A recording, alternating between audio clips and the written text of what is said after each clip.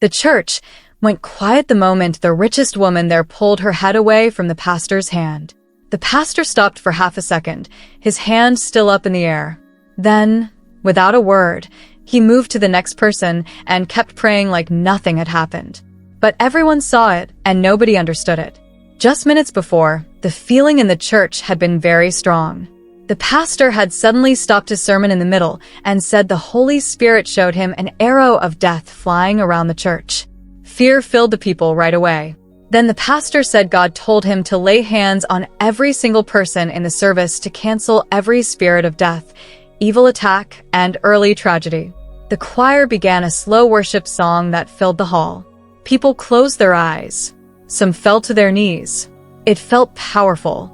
But sitting quietly in the second row was Mrs. Grace, the richest woman in the church. And suddenly, her heart felt uneasy. Then she heard it clearly inside her spirit. Do not let him touch your head. Her eyes opened right away. She looked around slowly. Nobody else seemed bothered. Everyone was full of emotion, deeply caught up in the feeling in the church. She swallowed hard. Maybe it was just fear. Maybe she was thinking too much. But then the voice came again. Do not receive the laying of hands.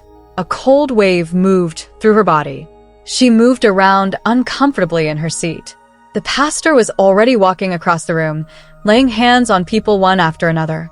Some members were falling under the anointing. The choir kept singing. The whole place felt charged. Yet, the more spiritual the room became, the more troubled she felt inside. She bowed her head. God, what is happening? She whispered softly. She had gone to that church for years. She was one of the biggest supporters of the ministry. How would it look if she suddenly said no to the pastor's prayers in front of everybody? People would get the wrong idea right away. The pastor himself might feel insulted. For a short moment, she thought about letting him touch her forehead just to avoid being embarrassed. After all, she could always pray later at home. But as soon as that thought came to her mind, something shocking happened. Right there in the church, she saw what looked like a Bible verse appear clearly in her mind. It was almost like someone opened the Bible right in front of her eyes. To obey is better than sacrifice, and to listen is better than the fat of rams. Her heart began to beat faster. Before she could understand everything happening, the pastor reached her row. One by one, he laid his hands on the people sitting beside her. Now, the pastor stood right in front of the richest woman. He slowly stretched out his hand toward her head. Before his palm could touch her, she quickly moved backward. Music, dodging his hand completely in a move that looked like a public insult. The reaction was right away. What? Someone gasped. People stared in shock. But strangely, the pastor said nothing. No anger, no correction, no public scolding. He simply pulled back his hand and moved to the next person like nothing happened. His lack of reaction was the loudest thing in the room. A silence that felt more like a planned mask than a sign of peace. And somehow, the silence bothered her more than a shout would have. The service ended with tension hanging in the air. Outside the church, the gossip started right away. She's proud. That's what money does. She thinks she's too important now. Imagine embarrassing the pastor like that. Some people defended her weakly, but most spoke against her openly. The richest woman heard the whispers as she walked to her car. Every step felt heavy. Every whisper hurt. But deep down, even with the shame and confusion, she still felt she had done the right thing. That was the part she could not explain. When she got home that evening, she locked herself in her room and sat quietly on the edge of her bed. The events of the service played in her mind over and over again. Why would God stop her from getting prayers? Or was she making a terrible mistake? She buried her face in her hands, searching deeply within herself for answers, but no explanation came. Only the same words echoed again inside her spirit. The next Sunday, Mrs. Grace went back to church carrying a battle inside her mind. All through the drive there, she kept asking herself the same question. Did I overreact last week?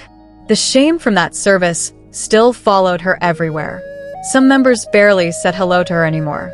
Others looked at her with doubt, like she had done something terrible against the pastor. Yet, despite all the pressure, she still could not shake off that warning inside her spirit. The service started normally. Then testimony time came. A man rushed excitedly to the altar, holding the microphone tightly. His voice was shaking as he spoke. Last Sunday, Papa said there was an arrow of death flying around. That same week, I was in a terrible accident, music on the expressway. The church became quiet right away. The man went on. The bus flipped over several times. People died on the spot. But somehow I survived without a single broken bone. Gasps filled the room. Tears dropped from the man's eyes. I know it was the laying of hands Papa did that saved my life. The whole church burst into celebration. People shouted. Some began speaking in tongues. Others clapped with emotion. And right there in her seat, Mrs. Grace felt her heart sink. The testimony touched everyone deeply. Even she almost started doubting herself. Maybe she truly misunderstood God. Maybe fear had tricked her. Then the pastor stepped up to the altar again. His voice carried power. The Spirit of God is still showing me another arrow of death moving around. The church became tense right away. I will pray for everybody again today. Right then, the choir started worship again. People stood up eagerly. This time, nobody wanted to miss the laying of hands. Fear had already entered the air. As the pastor stepped down from the altar and began walking across the rows, Mrs. Grace bowed her head quietly. Then suddenly, the voice came back. If you receive it, you will get paper and call it money, and you will fight for your life. A deep fear gripped her chest. No, not again. She had already embarrassed herself the week before. She could not imagine turning down the pastor in public a second time. Her breathing became uneasy. The pastor kept praying for people row after row. Some members fell, others screamed. Mrs. Grace held her Bible tightly and began praying silently. Lord, please help me understand. Then suddenly, her spiritual eyes opened. Everything around her stayed normal in the physical, but the moment the pastor stretched his hand toward people, she no longer saw fingers and a palm. She saw the thick, scaly head of a giant snake resting on the person's forehead. A cold wave of horror crashed over her. She blinked, hoping the strange sight would go away, but it only got clearer. With every touch, the snake seemed to strike. She didn't wait. While the church was lost in prayer, Mrs. Grace grabbed her bag and slipped out of the row. Her heart was pounding against her ribs. She didn't stop until she was inside her car. The moment she got in her car, she locked the doors right away and leaned back heavily against the seat. Her chest went up and down fast. She couldn't even start the engine. God, what is happening? She whispered. Nothing made sense anymore. This was the same church God had led her to years ago when her life was falling apart. Back then, she had almost nothing. Her fabric business was struggling badly. Debt was all around her. She remembered nights she cried herself to sleep wondering how she would survive. Then she joined the church. Little by little, things changed. Business deals opened up. She owned a chain of importing businesses and real estate investments across the country. What started as a small fabric business had grown into a multi-million-dollar empire. Within a few years, she became one of the most successful businesswomen in the state. People admired her everywhere she went. And through it all, the pastor had always been there praying for her. She paid for church projects, bought the pastor's official car, paid school fees for his children, and helped struggling members.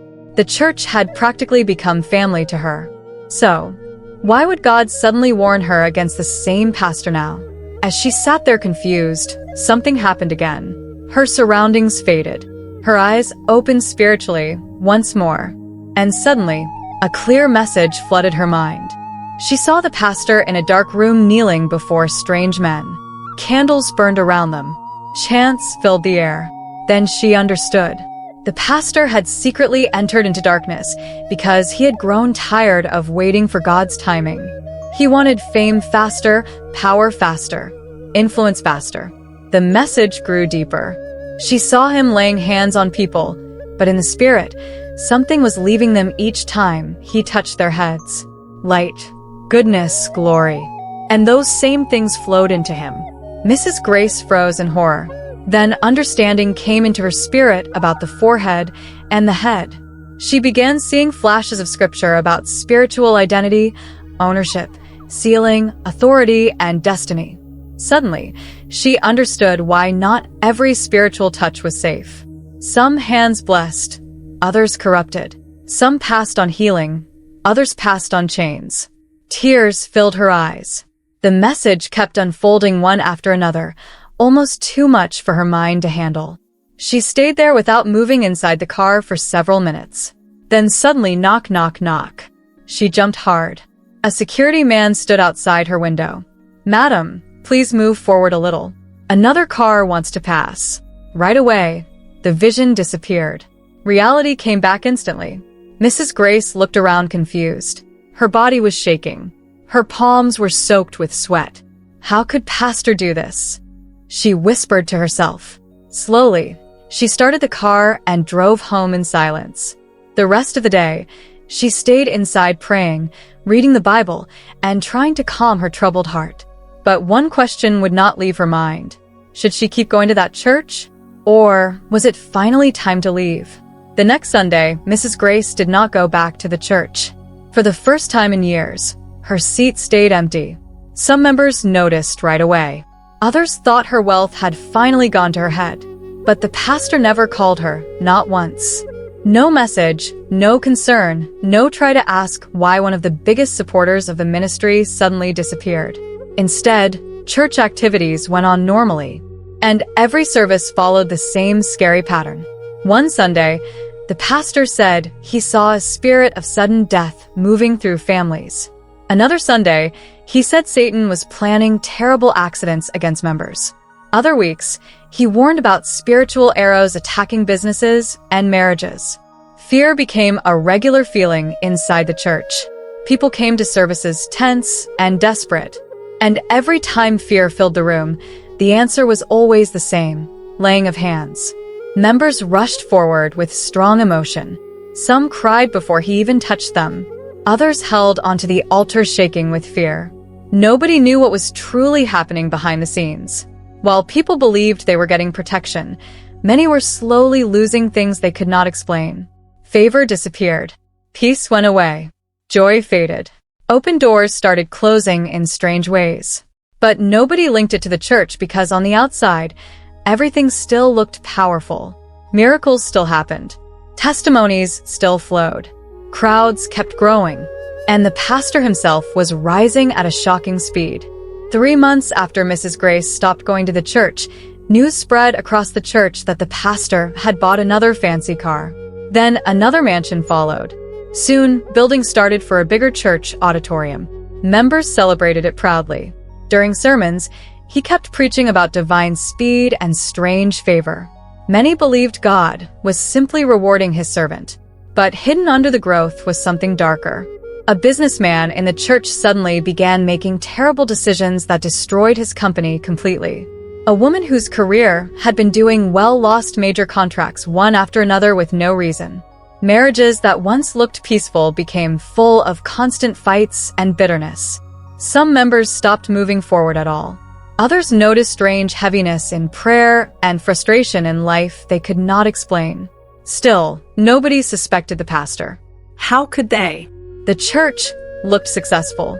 What nobody understood was that their good things were being drained little by little, and the pastor's unnatural growth was feeding on what was leaving them. One evening, Mrs. Grace was about to leave her office after a long meeting when an older woman suddenly walked up to her. By the gate, the woman looked old and tired. "Please help me with something to eat," she said softly. Mrs. Grace opened her bag and handed her some money right away. But instead of thanking her and leaving, the old woman stared deep into her eyes. Her face suddenly changed. "The hand that collects glory cannot stop until the cup is empty," the woman whispered, her voice like dry leaves. "The predator is hungry, and he remembers the one who got away." Mrs. Grace froze. A cold feeling ran through her right away. Before she could ask a single question, the older woman turned and walked slowly away into the evening crowd. She knew the warning wasn't just about the past. It was about the future. The words stayed in her spirit long after the woman disappeared. That night, she prayed longer than usual. Then the next day, even longer. Soon she began fasting often, studying the Bible deeply, and pulling away from things that didn't matter. Something inside her knew danger was still ahead, and she was right. Far from the public eye, the pastor himself was starting to panic. Inside a hidden meeting with the cult men he secretly served, the mood became tense. The leaders told him that the spiritual glory he had been taking from church members was no longer enough. A bigger sacrifice was now needed. At first, he smiled nervously, thinking they were joking. But then one of them spoke calmly, "We need blood from your household." The pastor's face changed right away. The room became cold. "Your wife," one of them said quietly, "or your first son." Fear gripped him right away. His breathing became uneven. This was never what he agreed to. All he wanted was fast success, packed services, fame, influence, wealth. He thought all he needed to do was keep harvesting spiritual goodness from members through the laying of hands. Desperately, he began begging. "This was not our deal." His voice shook badly. "I cannot do that to my family." The men around him laughed softly. One of them leaned forward. "Every car you drive came through us. Every crowd you boast about came through us. Every miracle that made people fear you came through us." He tried to pull out, but the cult leaders laughed. Then a voice spoke from the darkness. "Nobody leaves." The pastor suddenly knew he was trapped. If he said no to them, he could lose everything, maybe even his own life. For days, fear tortured him secretly. He could not sleep well. Every time he looked at his wife or children, guilt crushed him. But deep inside, he still loved everything too much to lose it all. Then finally, he made another deal. Instead of giving up someone from his household, he promised to bring them another person. Someone whose glory carried weight. Someone deeply connected. And right away, one name came to his mind, Mrs. Grace. To the cult, she was priceless. Everything about her made her valuable. From that moment, Mrs. Grace was no longer just a woman who escaped a trick. She was a target, and the man she once called father was now her hunter. Not long after, church members started visiting Mrs. Grace at home. At first, it looked innocent. A few women from the prayer group came with fruits and soft smiles. Then assistant pastors began calling regularly. Even people who had ignored her for months suddenly became worried about her spiritual life. Their words sounded caring. But Mrs. Grace could now see right through it. "Daddy has been praying for you. Daddy saw a dangerous message about your life. You need to come back before it's too late."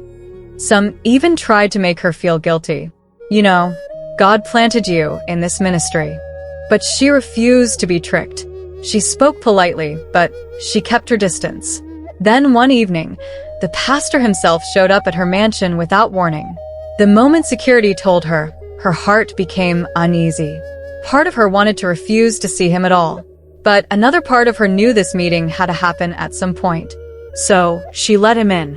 The pastor walked in calmly, wearing his usual soft smile. His voice sounded gentle, caring, fatherly. "My daughter," he said quietly, "the church has missed you greatly." As he spoke, she watched him carefully. In the physical, he looked normal, but in the spirit, her eyes began to see again, and right away, what she saw almost made her shiver. Dark shadows moved behind him. A huge snake twisted around his body like living chains. Strange figures stood beside him silently. Yet, in the physical, everything looked perfectly normal. The pastor kept speaking softly. "I've been praying for you all the time." Mrs. Grace said nothing. Then suddenly he stood up slowly. "Let me pray for you, my daughter," he said, standing and stretching his hand toward her forehead. Mrs. Grace did not flinch. She stepped back, her voice ringing with boldness that shook the room. "Don't touch me," she said firmly. The pastor froze. Mrs. Grace looked right into his eyes. "If you do not turn away from this path and return to God, judgment is waiting for you." For the first time, the pastor's calm face cracked a little, and right away, he understood something terrifying. She knew everything. From that day on, he stopped pretending. The spiritual attacks got worse right away. Almost every night, she faced scary dreams. Sometimes, she would wake up unable to move her body. Other nights, she saw strange figures standing beside her bed in dreams. Dark heaviness was around her all the time, but instead of getting weaker, Mrs. Grace drew Closer to God. She prayed harder, fasted longer, and studied the Bible deeper than ever before. And the more she prayed, the more clarity and strength she got. Meanwhile, the pastor became desperate. Since he could not reach her in the spirit, attacks suddenly began hitting her money. Major contracts were canceled without warning. Imported goods got stuck at the port for strange reasons. Trusted business partners betrayed her. Investments that once did well began falling one after another. Within months, pressure piled up heavily against her. But no matter what, she refused to stop praying. Then one night, she had a terrifying dream. In the dream, she found herself standing in a dark place facing the pastor directly. A violent spiritual battle broke out between them. The air shook. For a moment, it seemed the pastor would beat her completely, but Mrs. Grace kept praying fiercely in the dream. The more she prayed, the weaker he became. Then suddenly, power filled her completely. The pastor screamed and dropped lifelessly to the ground. Mrs. Grace woke up right away, breathing heavily. Sweat covered her whole body. But at that same moment, tragedy had already entered the pastor's house. The darkness he served began turning against him. One afternoon, he got a terrible phone call. His first son, who was studying abroad for his master's degree, had suddenly become very sick. Doctors could not explain what was happening. Tests showed nothing clear. Within 3 days, the young man died in a mysterious way. The pastor was crushed. For the first time in years, fear truly entered his heart. But it did not stop there. After the burial, strange things started happening inside his home. His wife began hearing voices at night. Dark shadows moved through the hallways. Sometimes doors opened by themselves. The air inside the mansion became heavy with fear. Nobody slept peacefully anymore. The same darkness he once used against innocent people had finally entered his own household. And that was when the pastor saw the terrifying truth. The cult was never truly under his control. He had only been useful to them. But by then it was too late. There was no going back. So, he kept going. The church kept growing. His fame grew even more. New members filled the room all the time, while older members quietly disappeared. Some left because something felt wrong. Others obeyed God's warning and walked away. But many stayed, and every service kept going the same way. Scary prophecies, emotional moments, and laying of hands. Only now, the pastor lived every day knowing one terrifying truth. Darkness always collects its payment in the end. I hope you enjoyed this story. If you want to see more stories of light beating darkness, watch this video next. I'll see you in the next one. Goodbye.